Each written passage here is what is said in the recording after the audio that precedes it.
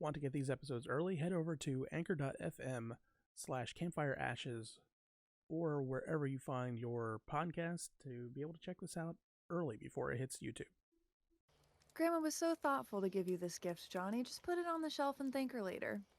Mom scolded and placed the creepy porcelain doll on the shelf above his desk. She just needs to see it once, and then you can put him away, okay?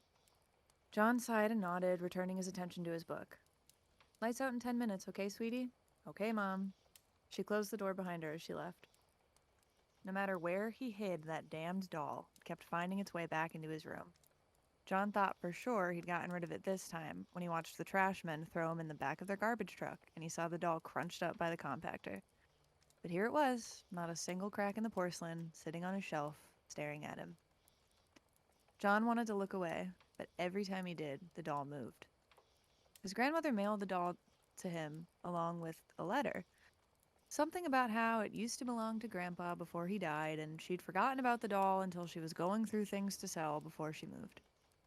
John was 15, certainly too old to be playing with dolls, but Grandma insisted he only likes boys. It was just John's misfortune that he was the only grandson. He'd never met his grandfather. He lived in the old country, as his mother lovingly referred to her place of origin, along with her mother.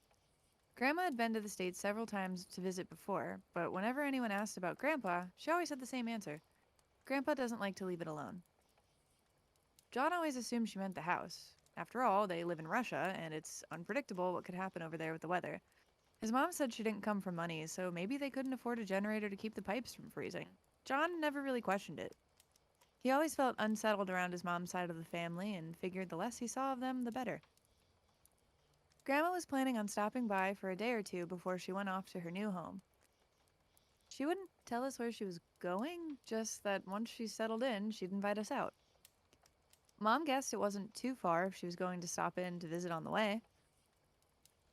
John didn't know much about his mom's side of the family, and his mom liked to keep it that way. That's just how it worked for them.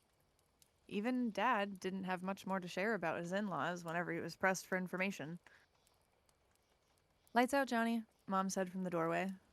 John, startled by her voice, dropped his book. When did she get there? He hadn't realized he let his mind trail off this long. He turned off his lamp and said goodnight as she shut his door. Grandma comes tomorrow. Just get through the night, he thought to himself, pulling his blanket over his head and turning to face away from the doll. Just get through the night. John awoke to the sound of his door creaking open. It startled him, but only for a moment. This wasn't uncommon. The cat liked to come in and curl up by his head at night. He closed his eyes and started to drift off again when he felt the small thud of the cat jumping up on the bed by his feet. The cat slowly walked up along his back, feeling much lighter than usual, stopping behind his head and settling down. Suddenly, John felt a searing pain in the back of his head, and he jumped up to turn his lamp on the nightstand.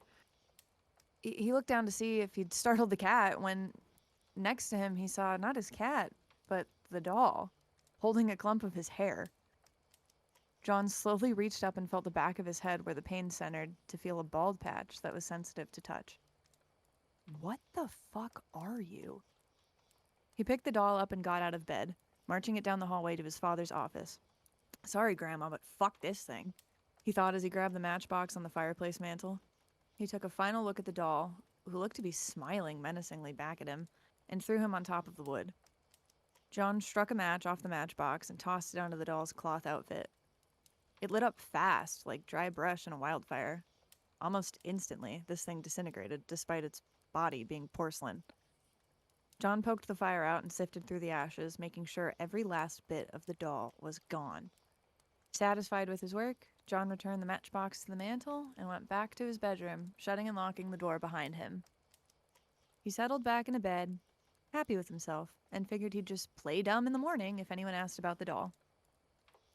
John drifted off to the first peaceful night's sleep he'd had since Grandma sent that doll to him. But moments later, John's eyes flicked open when he heard the click of his door unlocking from the outside.